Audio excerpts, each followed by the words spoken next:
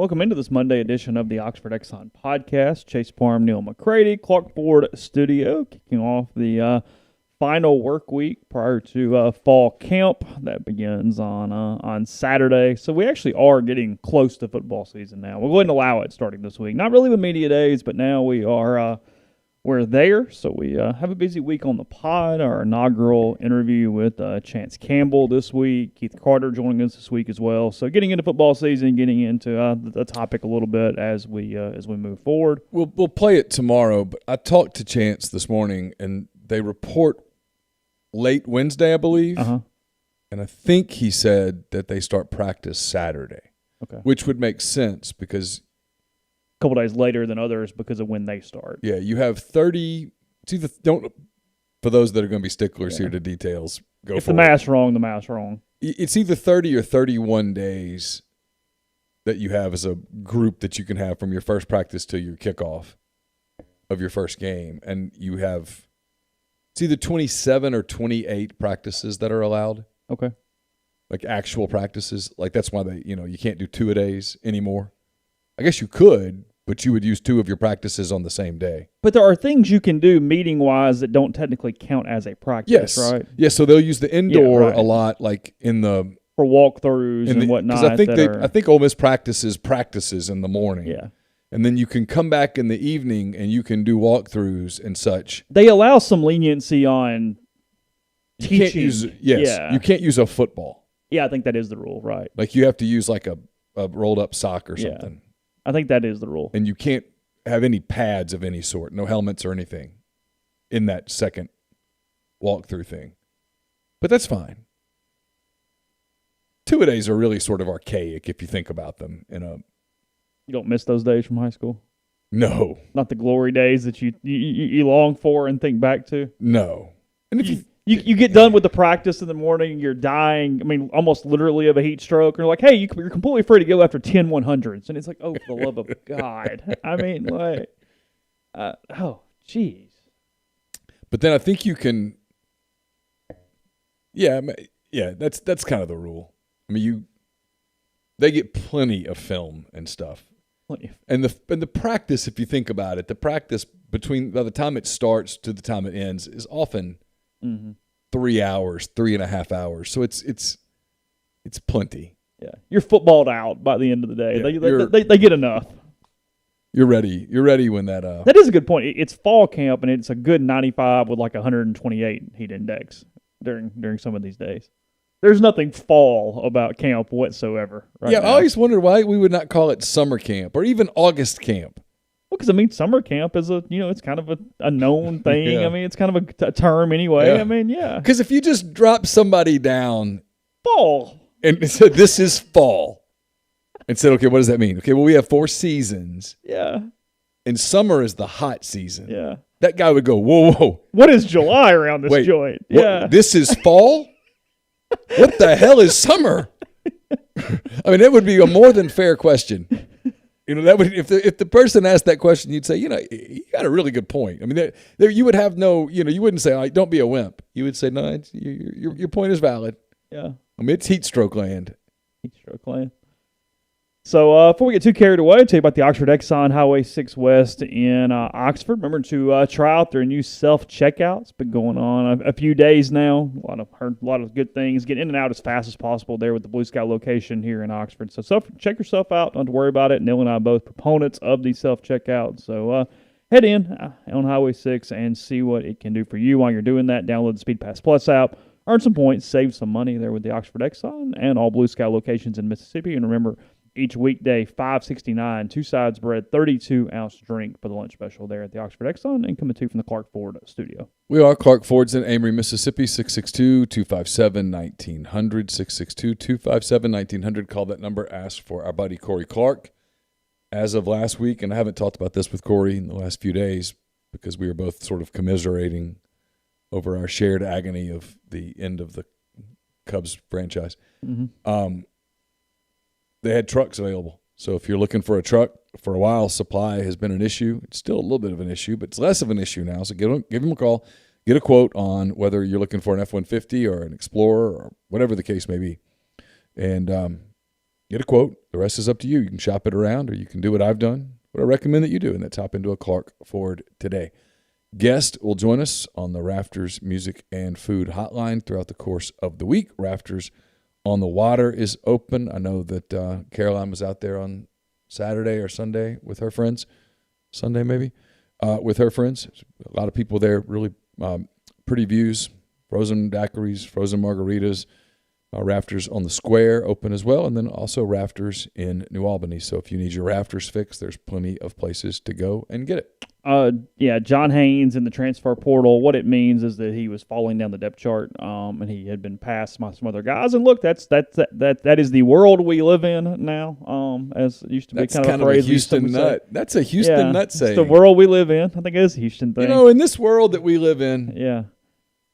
As opposed to the world that we don't live in, which would be a far more interesting conversation right now, Houston. So it's that, and it's good for Ole Miss because, frankly, it means you have better players amongst you're too deep for the most part. So yeah, look, it's just going to happen. Transfer portals are not going anywhere. Hopefully, John finds a good landing spot somewhere to close out his career. Speaking of transfer portals, Kel Baker also announcing his transfer today. Ole Miss infielder. He's headed to Ohio University to conclude his career with the Bobcats. Hope you people are happy. Ran him off. You ran him off. Good job. He started at Cincinnati, was at Ole Miss, then ends up back in Ohio there. There's nothing quite like message board snark when it comes to the baseball program. And the first response I see after his Instagram thing was mentioned was, they don't have sliders in Ohio, ? So, I mean, there's nothing like the pissed off baseball snark that we get around here from time to time. So, look, it's what we say all the time. I mean, I'm drinking a bubbly. I'm drinking a sparkling. Yeah, I went and looked. I was like, nah, it's not a Fanta. It's not a Fanta. When was the last time you had a Fanta? Are you orange or grape Fanta? Orange. My favorite soft fruit, whatever flavored soft drink flavors are strawberry, orange, then strawberry, then grape, in that order. It's why I'm trying to trick myself that this is a strawberry soda. Until I get this run out of the way next month, I'm not drinking any calories. Literally, anything I drink is calorie free. So I don't have a lot of soft drinks hardly ever, but I have a little bit of a soda craving occasionally, and it's just carbonated enough to kill that soda craving, so I can make myself think I'm having a Coke. Is kind of what I'm doing, but I get it. Yeah, it's all good. So yeah, that's what I'm drinking. Yeah, everything's fine. I'm all good. When's your run? September 5th, the day before the first football game. Oh, yeah, Sunday morning. That's the one in Tupelo. Yes, yeah. Starts at 5 a.m. 5 a.m. 14 and a half miles. 14.2. 14.2. I don't really know why. Because that's really random. I looked at the route, and I thought, because there's a marathon going on as well at the same time that's actually a Boston qualifier. Okay. But I don't know why they're turning us around there instead of somewhere else. I can't really figure it out. I'm spending a lot of time in Tupelo these days. Where's the run? It's out in the Chesterville-Enville area, out by the country club, out on that Highway 9 kind of side of town out there. So you don't ever weave in and out of Tupelo? No, I think it's almost all rural country stuff. I don't know. I know nothing other than looking at the map. I was told by somebody it was pretty flat. Well, that would be good. Yeah, I was told by somebody pretty flat. So, but pretty rural, and running at 5 a.m. is kind of dark. Could be kind of like horror movie-ish a little bit, in the middle of nowhere and dark. Yeah. And yeah, I know.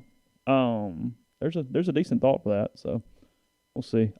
Speaking of question, I don't want to pass up some of you guys in the stream.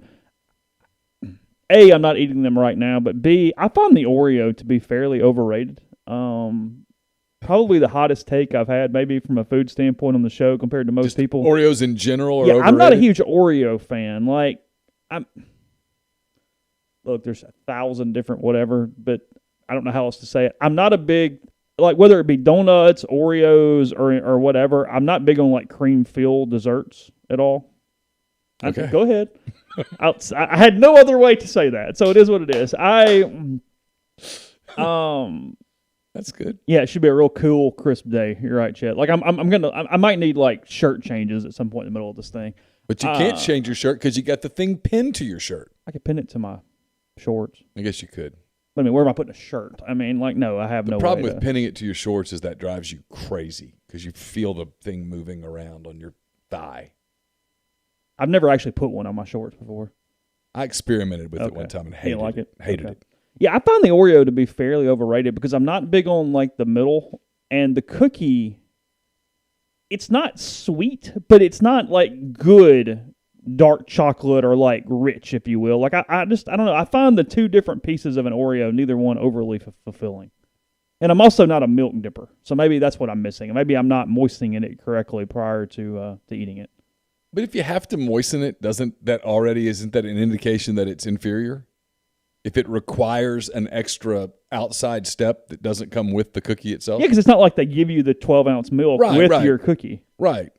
It's not like if you order wings, they typically bring the sauce with the wings as an accoutrement. Yeah. If you order or you go to the store and you buy Oreos when you check out, they don't give you milk with it. It's not like a throw-in. You have to go buy that separately. Mm-hmm. Chips Ahoy much preferred to Oreos. It's not even a question. Moneybag Tots, it's the child's cookie. That's an interesting way to look at it. Yeah, I guess. But what cookies aren't child's cookies? Like Fig Newtons? I mean, like, what are we talking about? I haven't had a Fig Newton since I was a child. Have you not? No. I don't mind a Fig Newton too bad. That's all right. I'm trying to think the last time I had a cookie like that. What was it? I like Nutter Butters. They still make those? Yeah. Those are good. I don't really have a hot take on Oreos. Just whatever. It's not my thing. But I haven't really thought about whether they were overrated or underrated or rated at all. It got hidden, but Brian says dip your Oreo in your weird-ass orange drink. Maybe you'll like it. That's probably fair there. It's strawberry. It's not orange. It's strawberry. Have you gotten into the seltzer thing, or you kind of avoid it? I mean, it's just water. It's not. No, I mean, I've done, like, Laura will have a cooler full of, like, seltzers and stuff. There's a couple that are okay, but that's not my thing. Larry Joe, wait, except for the Cathead seltzers. They're fantastic. I highly recommend them. I didn't mean the alcoholic ones. I meant the non-alcoholic version over here. I mean, I'm not downing alcohol here. No, I'm either going to just drink water or water. Okay. I don't dip my Oreos in ketchup. Yeah, we do not disparage the good name of Jameis Winston on this podcast. So the Oreos are not the Jameis Winston of cookies. He says you get excited for them, then you put them in play, and you're like, well, they're okay, I guess. Well, if they were really Jameis, we get wild swings. Well, one cookie is fantastic, and the next is an abomination. Take your Oreos and throw them to the other team, and then you would truly have the Jameis Winston of cookies. Over or under 20 interceptions for Jameis this year? Over. 25. Over. Well, now we have a problem. Yeah. That's 1.5 a game. If you'd gone to 30, I'd have said under. Okay. Yeah, that's exactly it, Chet. I'm trying to trick my mind right here. That's all we're doing. Anyway, I don't know. I'm getting lost in the Peach and Ehi is good. Those are good. Yeah. Not your thing either? No, I liked the grape Fanta as a kid. Did you? Yeah. Like new grape? Yeah. Okay. It was good. Orange soda, grape soda. In many ways, I liked it better than like Coke and Dr. Pepper and all that stuff. Any other local news before we move on? Or is that pretty much it?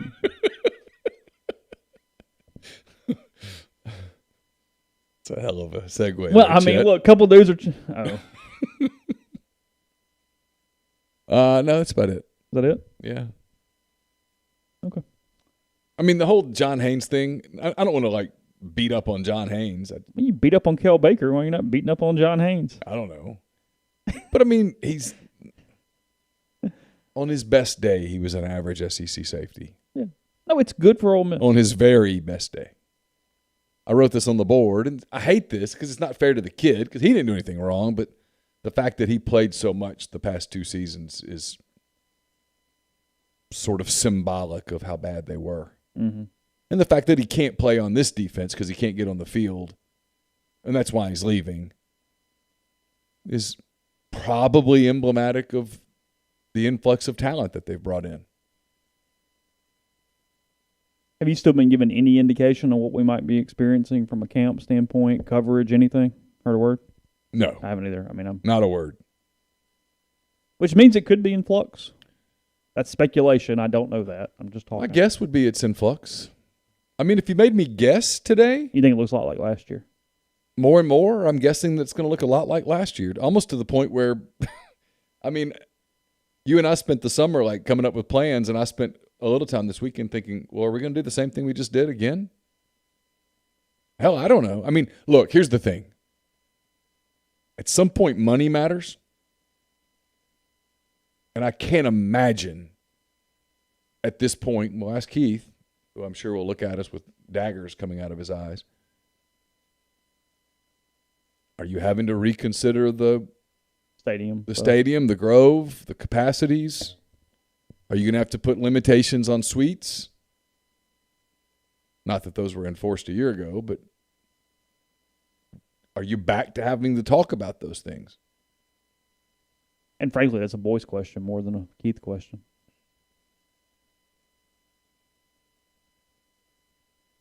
Mark said he's currently listening to the show, walking around Mall of America. We need some sort of hashtag with all the crazy places y'all are around the country. You ever been to the Mall of America? I've never been to the. I did not go while I was in. I've only been to Minneapolis that one time, and I did not go in while I was there. I've been to the Mall of America with Jay Tate. Do they still have the? They still have the roller coaster. Yeah, they had a roller coaster. Is it still operational? It was then. Been a minute since we were there. Yeah, you're like 02? Something like that. Yeah. Something like that. Bought a University of Minnesota hockey shirt that I wore all the time. You wore it? Oh, everywhere. Like a T-shirt? Yeah. Or like a sweater? It was like a long sleeve T-shirt. I wore it all the time. It was great. You're not big on doing that though. You don't need to like buy shirts or souvenirs or anything. Most places you go, unless it's some random. Unless it's just something that makes me, it appeals to me for some crazy reason. Yeah, it's sensory overload there. I remember it. It was huge. I mean, how big are we talking? It was massive. I mean, it's like a city practically. I mean, the shopping mall in general has become an outdated concept. So except there, I think that one's still really. Well, I think that one's still roaring. Mark could correct us in the thread, but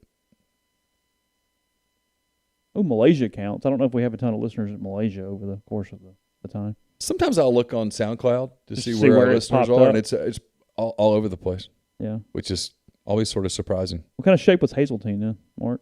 We're just reading from the stream now.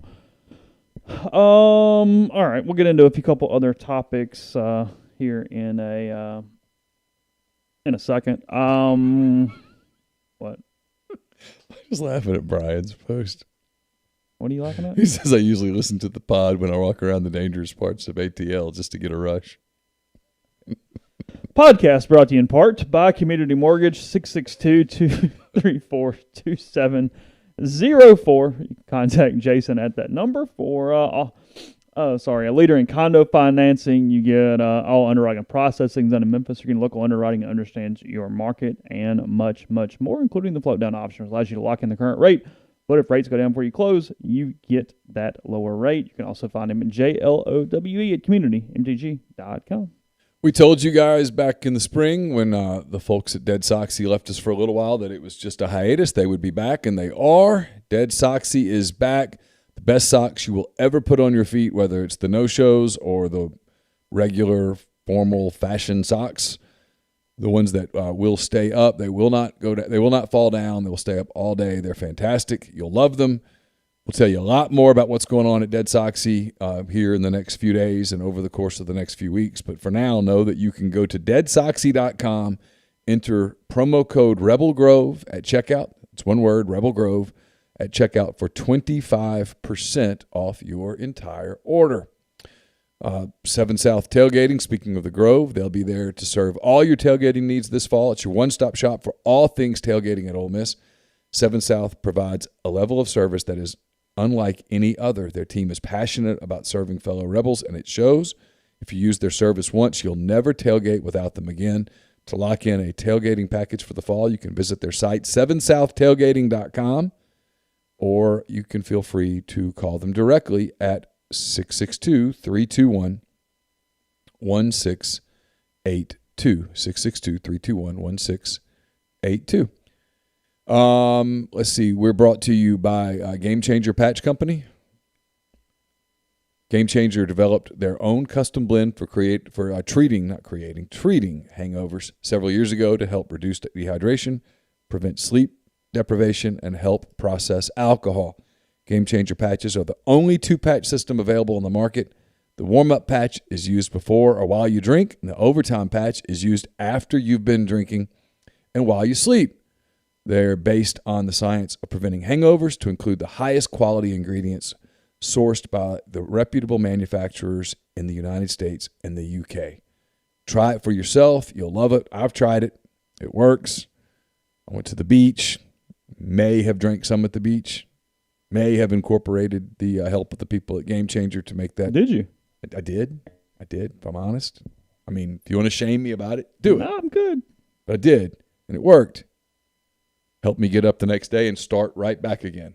So you can do that as well. GameChangerPatch.com. Enter promo code RebelGrove20 at checkout for 20% off your purchase. We're also brought to you by ACS, Automation and Control Systems, LLC, Clay McNutt, and the folks in Baldwin, Mississippi. ACS is a complete electrical control system solution provider and a Rockwell Automation recognized system integrator. They have a full-time, dedicated emergency service and troubleshooting staff and a UL508A panel shop. They can custom tailor software packages, custom design electrical control panel solutions, and so much more. To learn more, go to ACSLLCms.com or call 662-601-4381. And don't forget, you can be a part of history this summer with the Oxford Park Commission. They're hosting their first fall volleyball league for girls. It goes October through November. The leagues are open for girls 9 to 14. The cost to take part is just $50 per player. Visit oxfordparkcommission.com to find out additional information or to sign up. I don't know why I'm laughing. That's kind of am. All right, let's see what else we got. Let's start with number one football recruit in the country. That is Quinn Ewers. He is from South Lake Carroll there in Texas. And he was a 2022 kid. He has reclassified to 2021. He's currently getting his online high school diploma, whatever he's got to do to be eligible at Ohio State. And he is starting with the Buckeyes as quickly as possible and trying to get into the competition with three other players there for the quarterback spot. Ohio State obviously trying to replace their quarterback, and none of the three have ever taken a college snap. So I guess in some ways he will be in the middle of that. But he's doing it because of NLI, because they are saying that he will make close to $1 million over the course of the next year is the projections for Quinn Ewers if he goes to Ohio State early. Even if he doesn't start? That is correct. And Texas is one of the states. This is interesting to me. Okay. Texas, one of the few states that completely forbids high school players from NIL, not NLI, NIL deals. It's okay. Most states will allow it to some extent to allow you to maintain your When I correct you, you're supposed to yell at me. Okay? Is that how we do this? I corrected you. Yell at me. Get worked up. And so this is a magenta story we're talking about here. With this Mr. is a Ewers. blue story. It's a blue story. Yeah, like blue chip. I guess. Scarlet. I get confused as to what's what feels on the scarlet. color wheel, but It feels scarlet. yeah, Right. It's kind of a periwinkle. Periwinkle. Yeah. Okay. So, Texas, of all places, limiting its high school players, as important as that sport is in Texas, is interesting to me. That is odd that they would have legislation that has done that. However, in saying that, obviously he's worth more at Ohio State in any capacity than he would be at a Texas high school. I don't know that we're going to see this in abundance, but how real do you feel like this is beyond this isolated case that it is an unintended consequence of what has happened? Oh, that's a good way to phrase it. Well, look, he's obviously an elite 5-star player, and as you said, there aren't just reams of those, but he's not the only one. I mean, I'm going here because he's a natural comparison. Okay. If you're Arch Manning, or someone like Arch Manning, not Arch specifically, sure, although he would certainly apply. He could find a deal. I'm going to guess that he could get an NIL deal. And people go, well, they already have a lot of money. Okay, fair enough. What about the kid who doesn't? Mm-hmm. So now the kid who is going to be the big 5-star in high school, and there's usually, 10, 15 of them every year? Sure. What's the incentive for them to stay if they can get out early? Some can't. But if you can, why are you staying? I mean, I would argue because you only get to go through high school once. But we've talked about this before. If you're the big 5-star football star, it gets criticized by the hard school football people, and I get it. But if you're the big 5-star football star, and I'm playing a little devil's advocate here, Chase. Yeah, sure. Isn't it tempting to not get on the field and risk injury? Isn't it tempting to go either hang out a year and get yourself ready, and or if you're going to risk injury, go to the college game where you can get an NIL deal? At least get paid? I'm not saying I advocate it necessarily. I'm sitting here thinking about it as we go, but sure. I mean, I get it. I get why Quinn Ewers would go, hey, I love you guys at South Lake Carroll, but says Ewers is the first football prospect to hopscotch high school to college early in order to take advantage of NIL. Whether that becomes a trend remains to be seen. He and his family were clear in an earlier interview with Yahoo Sports that they wanted Ewers to play his senior year of high school and be able to capitalize off his NIL. We don't need the money, quote, Ewers told Yahoo Sports. It's just the principle of it. The family disagreed with the ruling from the University Interscholastic Association, which runs Texas high schools. They defended the UIL defended a lot of ILs. I'm getting a little confused. Yeah. The UIL defended the ruling as an interpretation of the recent state law passed on name, image, and likeness. An official told Yahoo, "We do not make state law." Among the deals now available to Ewers include cash and equity from Holy Kombucha, a local company. Ewers has also had significant memorabilia deals lined up and interest from national companies. Oh, he's already got a deal with the kombucha Yeah, that is company? correct. Yeah. You ever had that stuff? I have not. I haven't either. The girls love it. Oh, really? Yeah. So, yeah. When I say the girls, the two girls in my house Yeah, is what I mean. I don't mean all girls. I'm sorry if it came across as an all-encompassing No, I knew what you comment. meant. You kind of pointed when you said it, so Did I? Okay. I guess people can't see you do that, but yeah, I interpreted it the way you intended. Yeah, it says Ewers' move to college marks as one of the first major reverberations of the NCAA passing legislation nearly a month ago, blah, blah, blah. Yeah, expected to make nearly $1 million in the next year for endorsements. Oh, Again, you got to go. Which he can't while playing high school football in Texas. Is he good enough to play at Ohio State right away, or are they going to sit him, or what? I don't know. I mean, they're going to let him compete. Some of his problem, though, is he hasn't actually gotten eligible yet. I mean, who knows how long the dang NCAA is going to take to pass him the clearinghouse. I mean, if I'm him, I mean, we haven't had that story in a while, but that used to be an annual occurrence of, hey, what day is the clearinghouse going to decide? It used to be the first question you asked in the little every pull away at media days. Yeah. Hey, how's so-and-so? Hey, what's going on with your clearinghouse, guys? That really got – it's amazing. We hadn't really thought about that. It really got cleared up about 8 years ago or so, and it's just not a thing for the most part.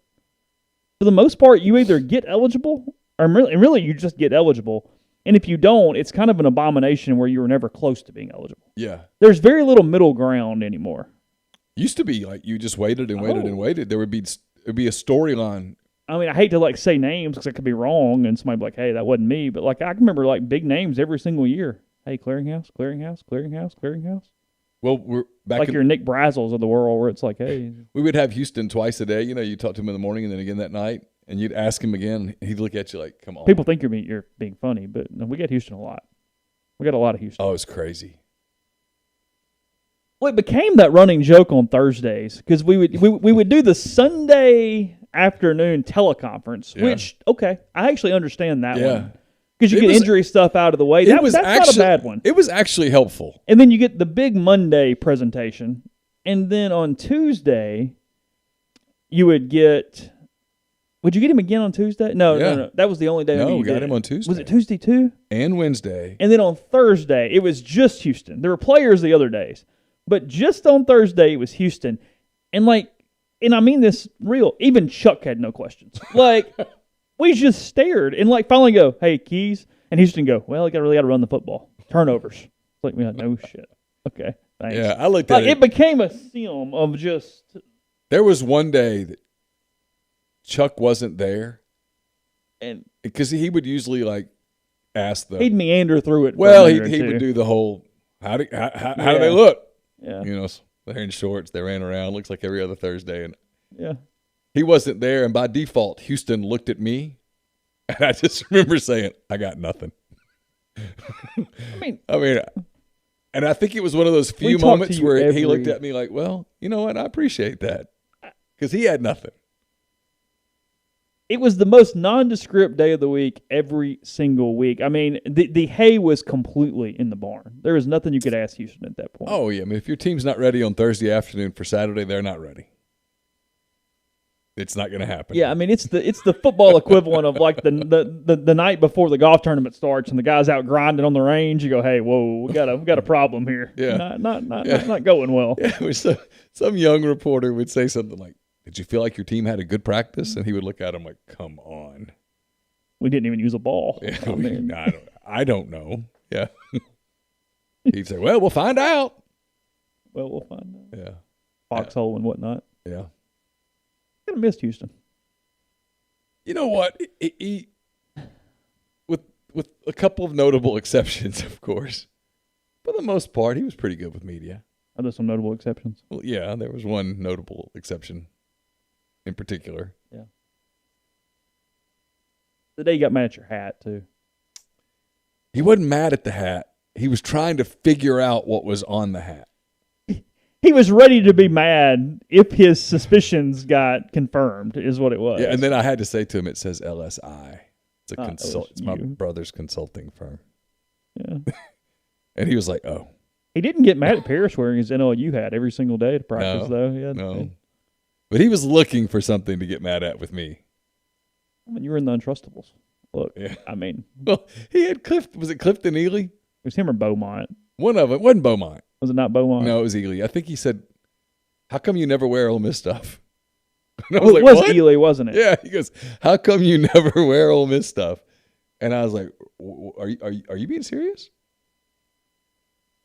He was like, yeah. And I realized at that moment the question was coming from higher up because Clifton Ely didn't care what I wore or didn't wear. He lived in my neighborhood, for goodness sake. Did he? Yeah. Never heard the hay was in the barn, Brian? Yeah, that's. Oh yeah, that's every high school coach in the country. Yeah, that's a pretty normal football saying for the high school coach. Hay's in the barn. Yeah, I mean work's done. Yep.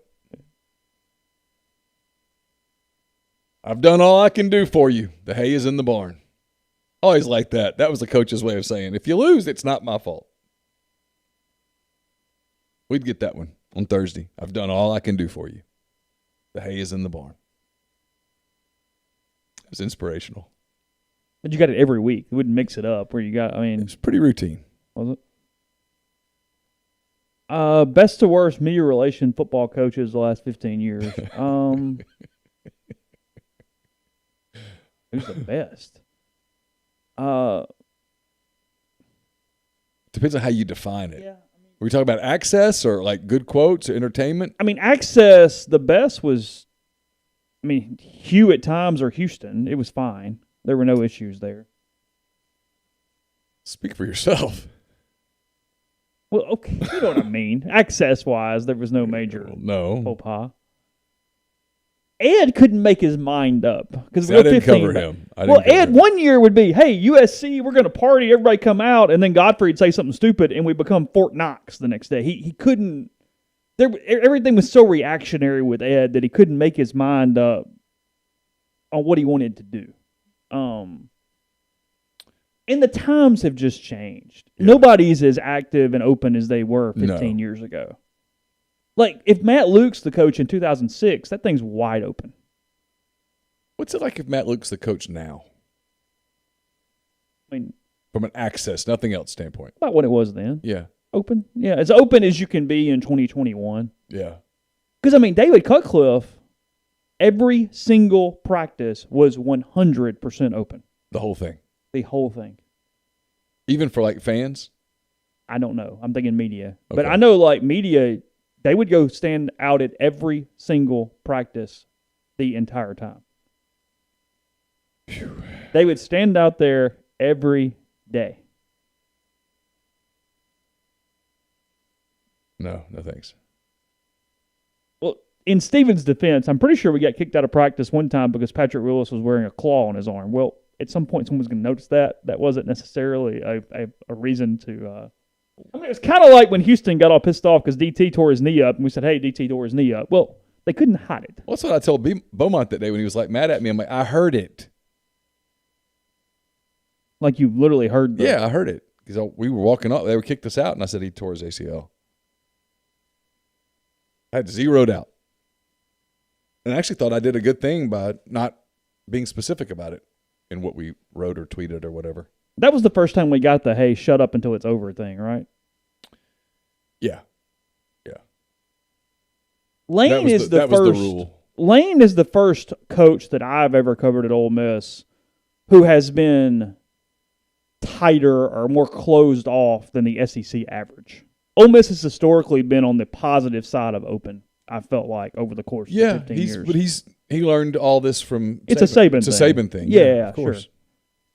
But I guess that's like graded against the curve of everybody else in the league. He's the only one I would consider more closed than the league average. Pretty similar at Georgia, is my understanding. Again, Saban. Yeah, from talking to those guys. Yeah, I don't know. It's so weird right now because we just went through the whole COVID Zoom year. Now there's whispers that we're going to do it again. You do it 2 years in a row, we might never get away from it. I don't know. I don't know how that all works. Yeah, I mean, year two's habit in a lot of things. The best football coach I ever covered from an access, fairness, consistency standpoint was Tommy Tuberville. No question. He was very consistent. Very consistent. Even if he was mad at you, it was very consistent. And to Tommy's credit, when he was mad at you, he would tell you he was mad at you. And you would talk about it. And he might stay mad, but at least you talked about it. And to his credit, on a couple of occasions, he would say you have a point.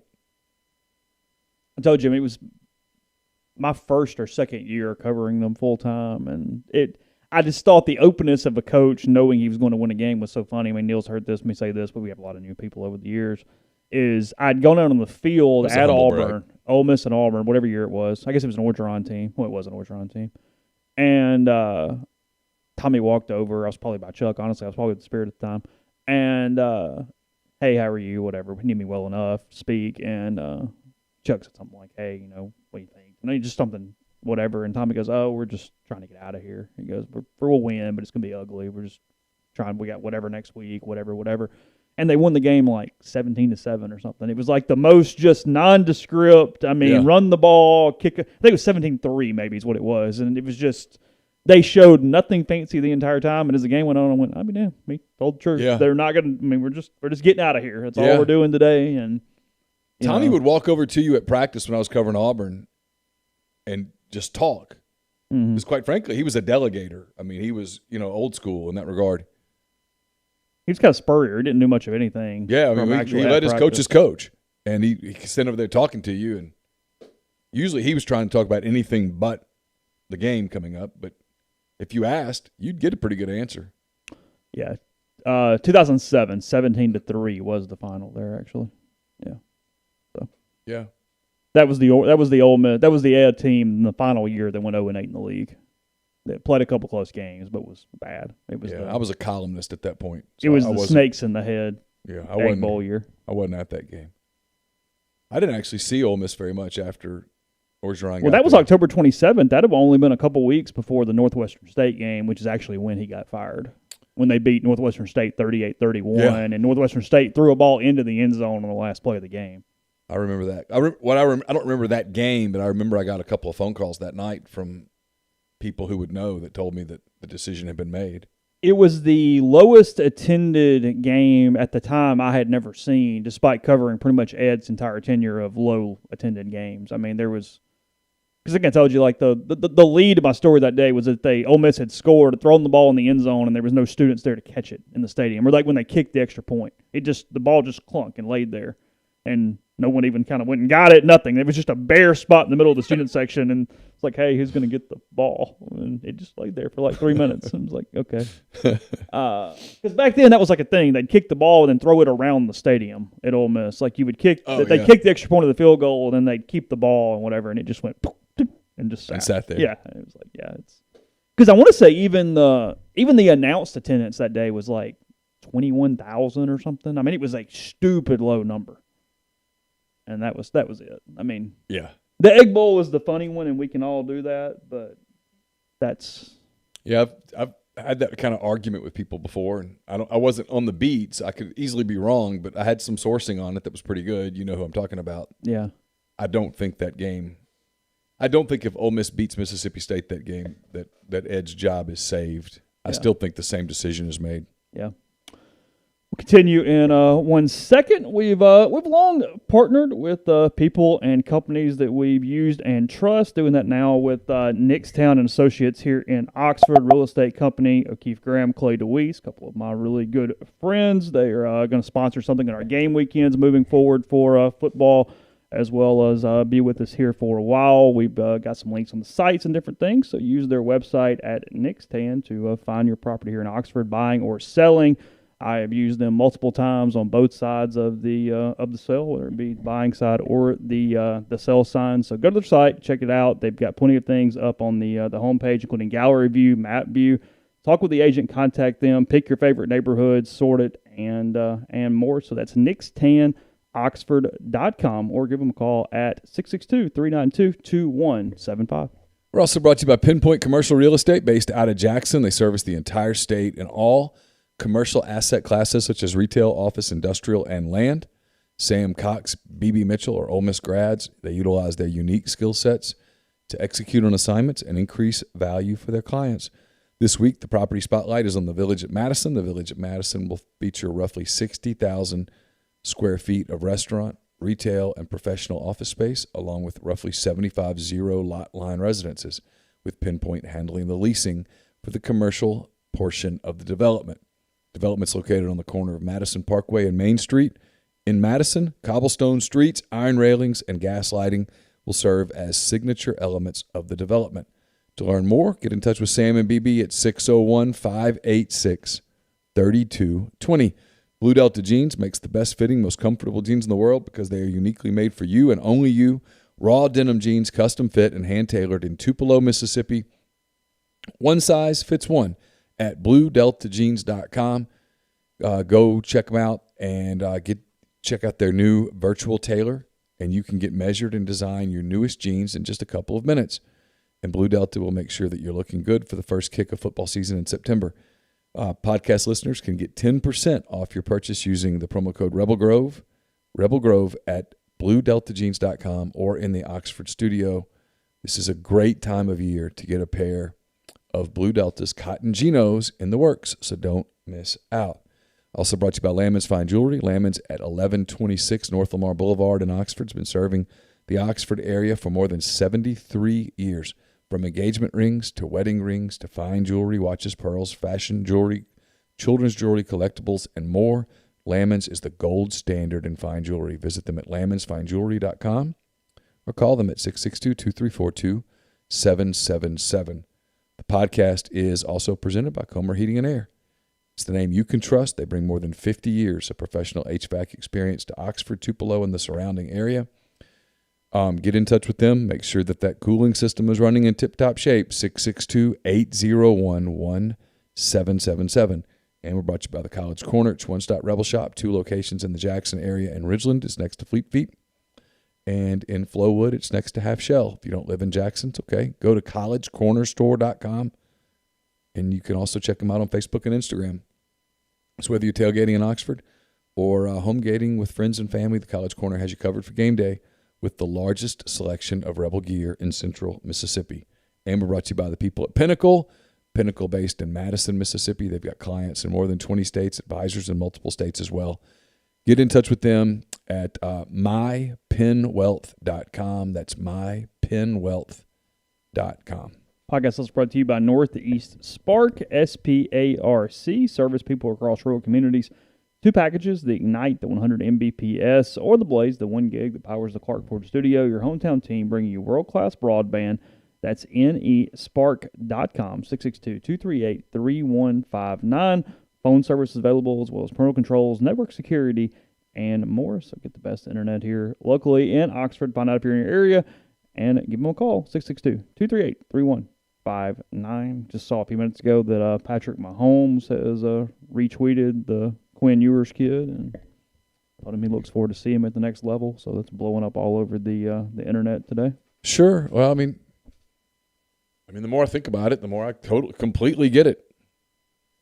I mean, a handful of high school memories, not worth $1 million. Well, no. I mean, he's had some memories. Yeah. Well, like someone said in the thread, I mean, the prom, come on. Nobody's prom's worth $1 million. Maybe he really likes the prom. I mean, I never went to the prom, so I could. I mean, how can you know? I could be wrong, but I've witnessed my girls go to the prom, and I never got the impression that it was worth $1 million. You don't think they turned it down for 7 figures? I feel confident in saying they would take the money.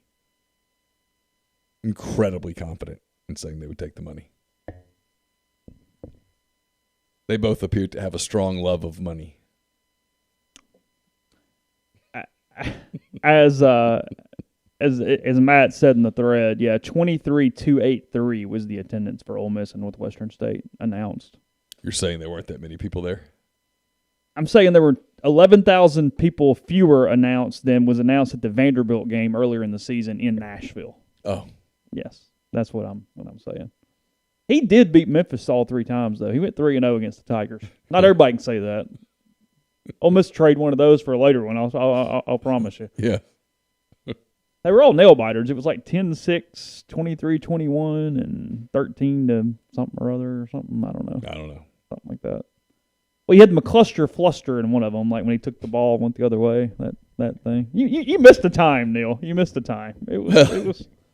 I talked to someone on the Ole Miss staff the day after the first Orgeron game where Ole Miss beat Memphis in Memphis. Yeah, I think it was 10-6. Something like that. And I said, congratulations. And he said, for what? And I said, you won. He goes, oh, yeah, it's a train wreck. Oh, really? After the first week? First week. He said it's a train wreck. Well, there was it was such a weird season in 2007 because I think there was a large segment. Oh, God, we're going to move on. But, I mean, it's not football yet, so we can reminisce if that's what you really want to call this. Yeah, there is no football today. Yeah, no. They don't practice today. There's such a group, though. They're starting linebackers in Maryland. And I'm not really criticizing. I just don't have this in me that wants to give the coach one more year no matter what. Like, it's my guy always, hey, if we just hang on a little longer. And, I mean, they went 0-8 in the league. 0-8. Like, it was bad. I mean, it wasn't 2011 bad. It was 2007. Orgeron's last year. Yeah. But they played a lot of people kind of close-ish. So you would get like every single week, well, if they just made those 3 plays, it's like, well, yeah. Because, I mean, Missouri beats them 38-25. That was a pretty decent Missouri team. I mean, they got beat by 2 touchdowns by Vanderbilt. They lost 31-17 to Vanderbilt. But, like, Florida only beats them 30-24. And everybody goes, oh, what, you're inside a touchdown from Florida. It's like, okay, well, you lost that one too. And they played Georgia okay. Like, you know what I mean? And then it's like this. And then, I mean, Alabama 27-24. Now, that was a Bama team that was Shea Hodge and Shoe, I guess. That was the game. That was Shea Hodge and Shoe game. I actually was at that game. Oh, was he? Yeah. Where were you? Were you down on the field when it happened? Were you still up? I was down on the field on the Alabama sideline on that end of the field. I was right under that end zone, so I remember putting my back against the wall so nothing would technically hit me. Oh, because smart. Would have to. Yeah, like I backed all the way. because I was standing there, and when I first started seeing it getting hit flying, I backed up because I saw Bruce Newman get hit in the shoulder with like a whiskey bottle. Oh. And I like backed up against the wall at that point. So yeah, like right there against it as it was going on. I mean, their worst loss of the year was Houston. I mean, he was coaching for them a year later, but that was the daytime fireworks game where they got beat 44-8. Oh yeah, I remember that. When they did the daytime fireworks and blew out a transformer and basically blew the entire power out of the stadium in the middle of the game. I actually was listening to that. I was driving from New Orleans to Baton Rouge to cover an LSU game. And that was all you had on the radio, apparently. And that I found that game on the radio, and the outage happened. Yeah. And I was like, "What?" But it's a pretty day. It was not a good moment. Yeah. The festivities included daytime fireworks, and We've got a couple of questions in the thread Sure. about did we cover the recruit cookout thing. How do I answer this honestly without like making people pissy? You were there. Can you help? They didn't want us there, if you will. That's correct. I think that's just the nicest way to put it. There appeared to be a level of irritation on the coaching staff's part that was directed at some earlier happenings. At some earlier occurrences that week involving media and recruiting coverage. I don't know any other way to say this. I'm trying to be very diplomatic. Zach talked to some guys, confirmed people's presence. There's one story that's up at rebelgrove.com. There's two more that are in the system that I'm going to edit literally the moment we finish this podcast. And he's got another interview lined up. I know he's trying to talk to other people. So is there coverage of it? Yes. Is there like minute-by-minute coverage? No. And there wouldn't have been probably anyway. So I don't want to make it too big of a deal. But normally they don't mind our presence there. On Friday, they appeared to not want us to be there, and that was pretty apparent. Yeah, is that fair? Yeah, I don't know. I'm trying to do this in a way where I'm not, because I'm not in the mood to make more enemies today. I've got plenty. Yeah, but it's all good. There is coverage, and it's on the site, and there will be more coverage this afternoon. It's like I said, Zach's already done it. I've just got to go in and edit it. So I didn't really know we were going to have a Pete Thamel show today, but he said something else that was he wrote the story on Quinn Ewers. Sorry, I didn't say that earlier. I had an interesting thing on Twitter that I don't know that, frankly, he believes or that I believe, but I thought it was interesting fodder in case this Big 12 SEC thing does slow down. But I don't think it's going to. I think it moves through pretty quickly. Okay. But in case it doesn't, this is 5 tweets from Pete Thamel earlier today. He says, if OU and Texas came to the SEC prior to 2023, assuming they escaped the grant of rights, CBS would presumably have access to Red River and their home games. CBS has shown in past SEC realignments that they aren't going to pay more money for those games. CBS has been very cheap. I believe that is actually true. I don't think CBS is paying more money for anything at this point. I think that's true. So there's likely no financial bump for the rest of the SEC from CBS in the short term. There could, in quotes, be some legal wrangling over whether CBS actually owns those games, but that seems unlikely to work. The other dynamic here is the Big 12 Conference. Commissioner Bob Bowlesby is daring OU, Texas, ESPN to give them reasons to get litigious. ESPN doesn't have full control of SEC TV rights until 2024, which would be the final one OU and Texas are in Big 12. That's a long way to say that market and legal forces could lead to some patience here. Also, exit fees are giant at north of $150 million combined. The juice may not be worth the squeeze when you judge cost and legal risk with seemingly limited potential return because of CBS. Okay. I don't really agree, but I kind of forgot about the CBS angle to this, if I'm honest, over the last week. I kind of focused on ESPN so much that slipped my mind. It's a good point. Series of well-written tweets.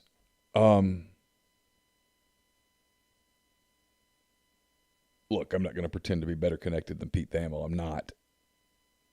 But I have talked to people who more and more consistently say they'll be stunned if they're not in the league. Oh, sure. And I agree. 2022. Yeah, I agree.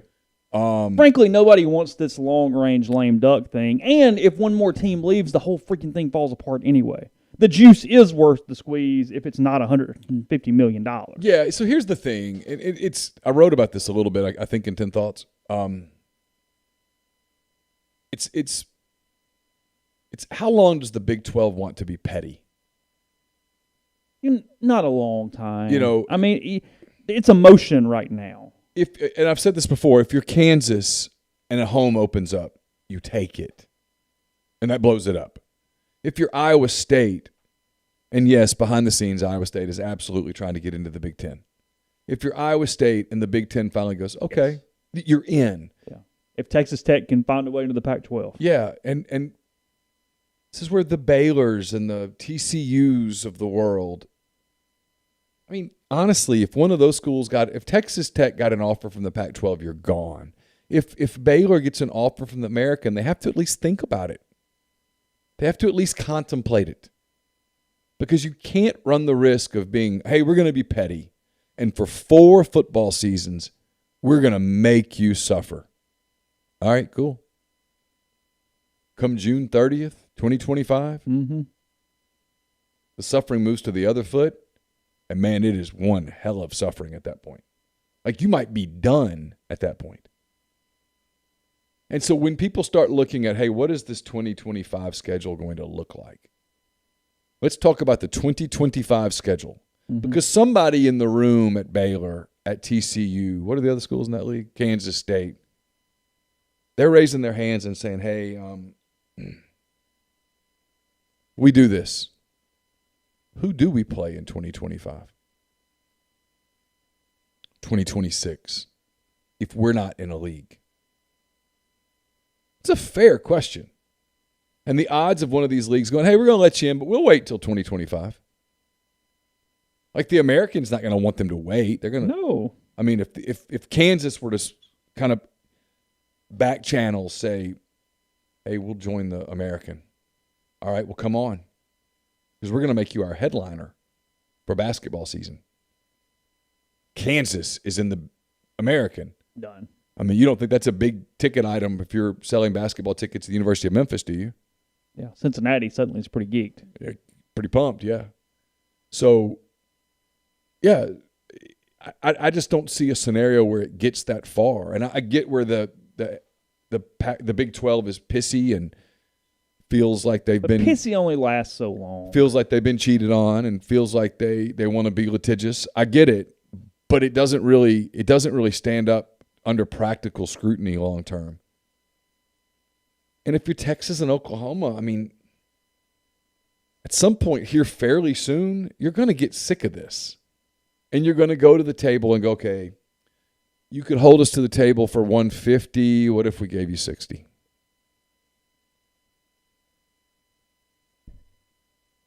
What if we gave you exit money? We blew this thing up. Yeah. Hey, guess what? You guys go to the American, but you do it with the $12 million balloon. That's where I think this is headed. I've always kind of thought it was headed to some sort of compromise. Well, typically it does, because nobody needs that long-term collateral thing. Well, because if you're Texas and Oklahoma, at some point you go, okay, I tell you what, man. I tell you guys what.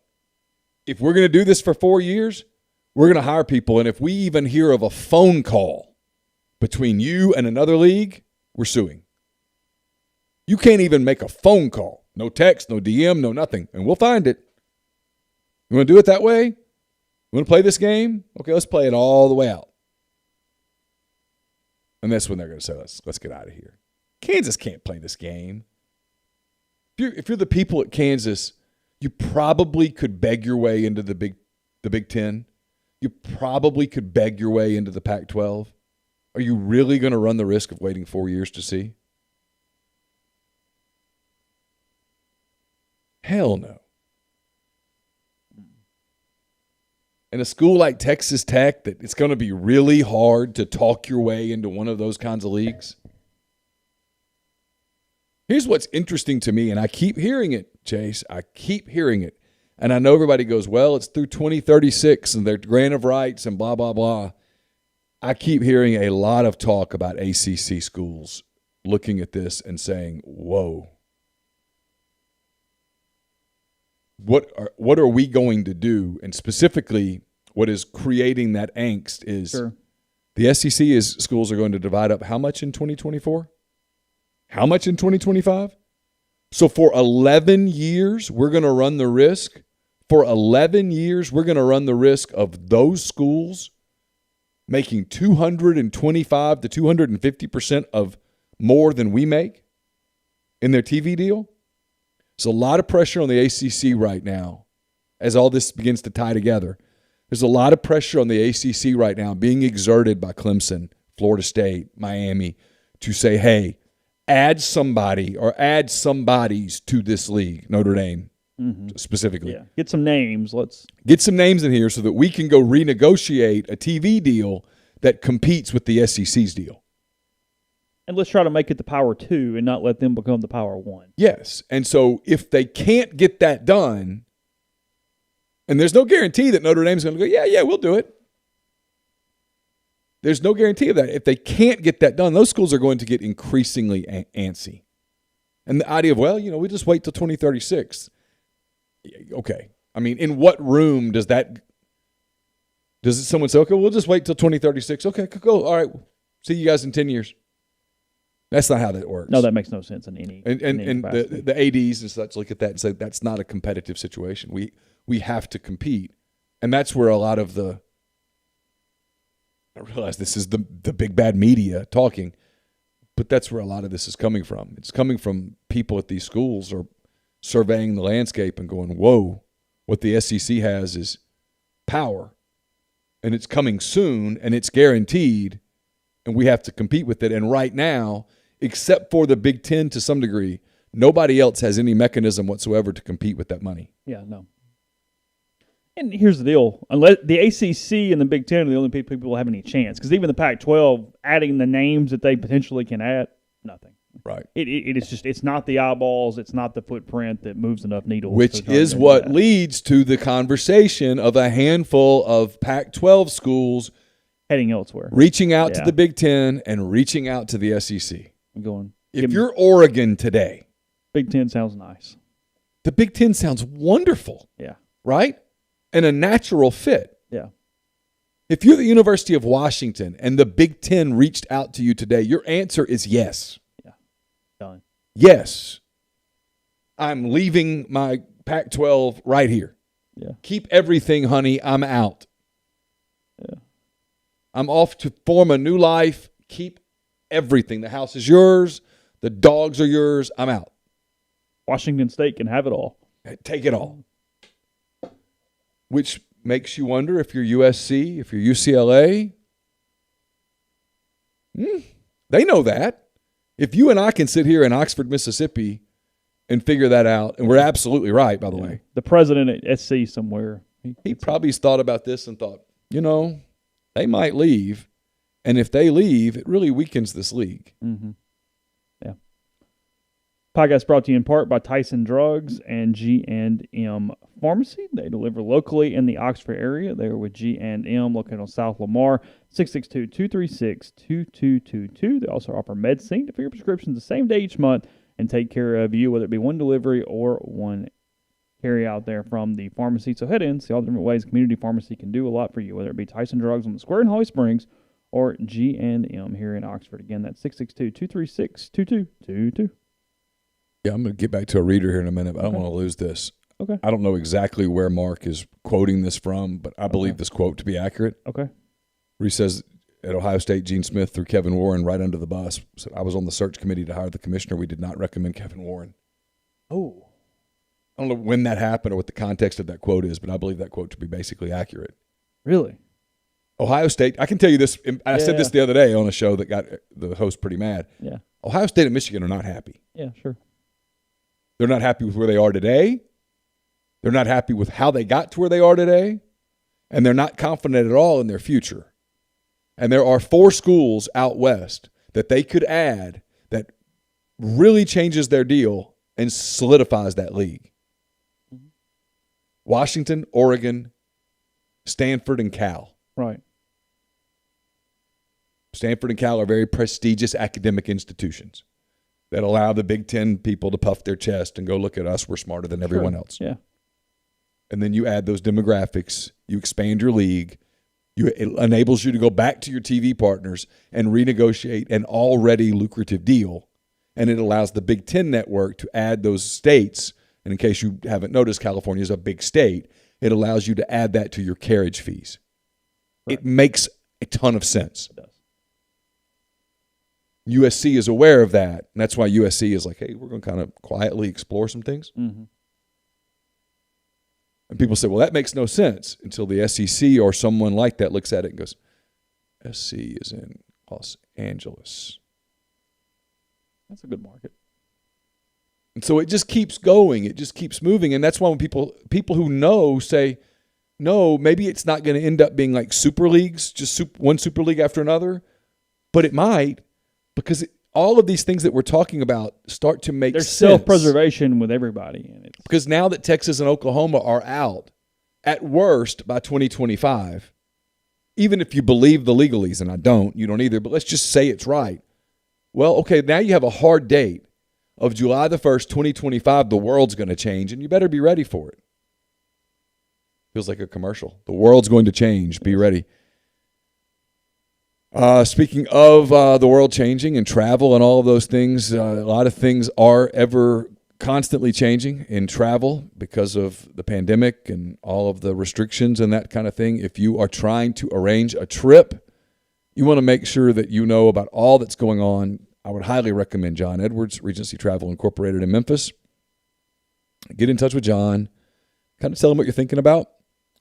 Give him some parameters and a budget. He'll give you options. And no, you don't have to live in or near Memphis to take advantage of his services. 901-494-3387 or send him an email at jedwards@regencytravel.net. Also brought to you by Grenada Nissan. If you're in the market for a Nissan vehicle, Grenada Nissan's the place to go. They've got a complete selection of new and previously owned Nissan vehicles, great lease deals as well at Grenada Nissan. It's GrenadaNissanUSA.com. Also brought to you by Whitney McNutt, Tommy Morgan Incorporated Realtors, serving you for all your real estate needs in Oxford and Tupelo. She sells condos, land, commercial, and residential family homes. 662-567-2573 or 662-842-3844. Also brought to you by Alpha Specialties, located at 1670 and Highway 80 in Pearl, Mississippi.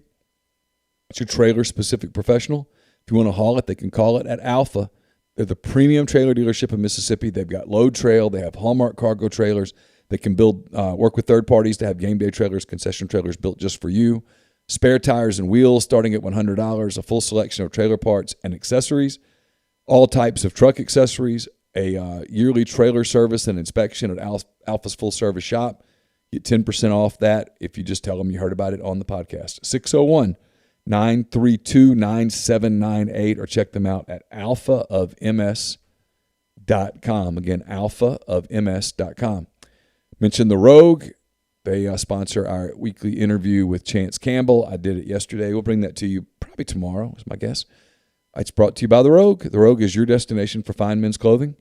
Their stylist hand-select pieces from top designers. From work to lifestyle to nightlife, there's something for everyone at The Rogue. All the best items from Peter Millar, Martin Dingman, Jack Victor, Halsey, True Grit, and more. 4450 I-55 North in Jackson or at therogue.com. And we're brought to you by Joey Erickson at Herron Gear Chevrolet. Let Joey help you find the vehicle you're looking for at a price you can afford. Choose from a full service of new Chevy vehicles or get a great deal on numerous brands of reliable pre-owned vehicles.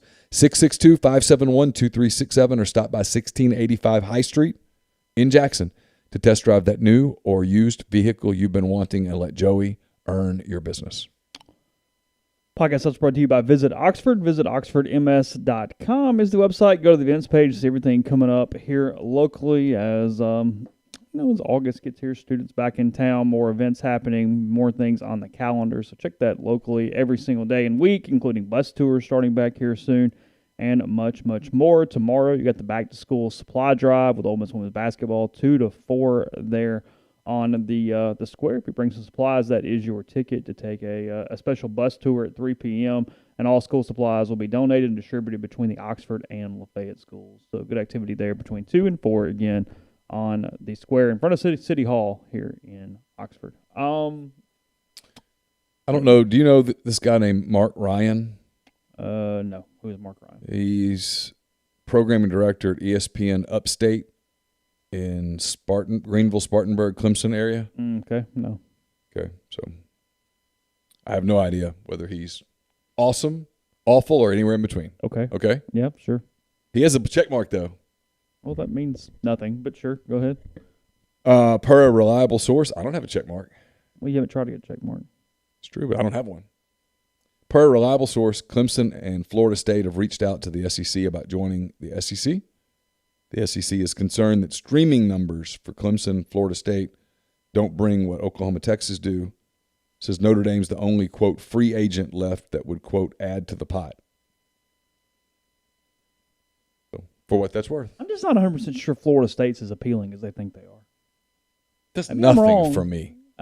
No. If I'm ESPN, for example, and someone goes, you can have Florida State to the SEC, what do I get? Do I have another option?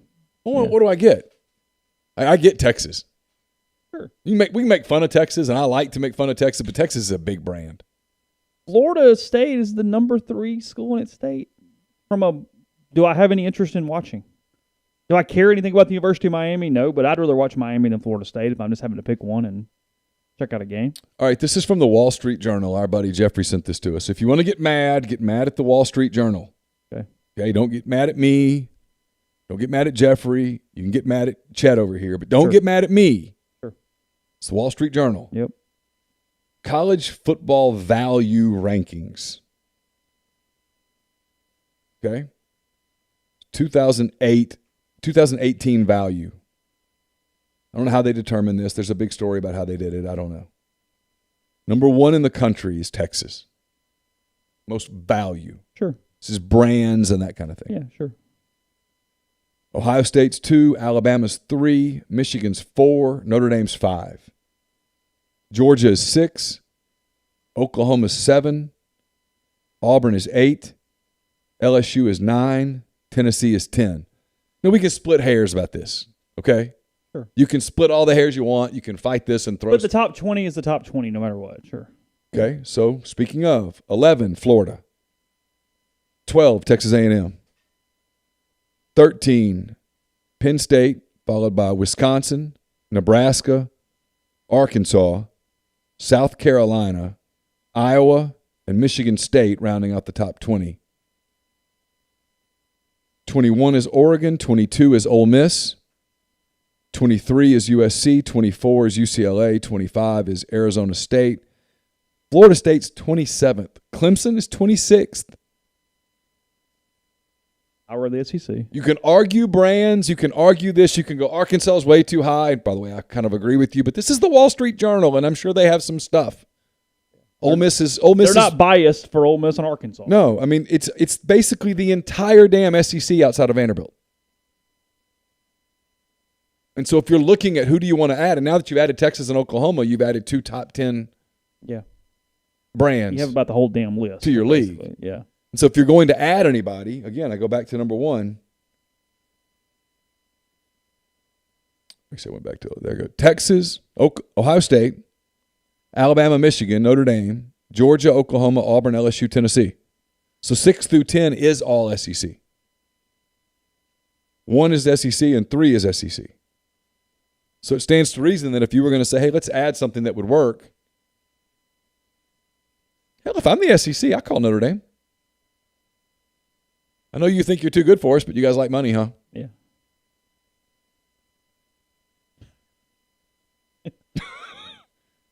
Just saying, we're here. I mean, if you don't want to, okay. Yeah, if you don't like money, okay, it's cool. We'll just beat you in the playoffs. You can go to the ACC. Yeah. Make less money. Yeah.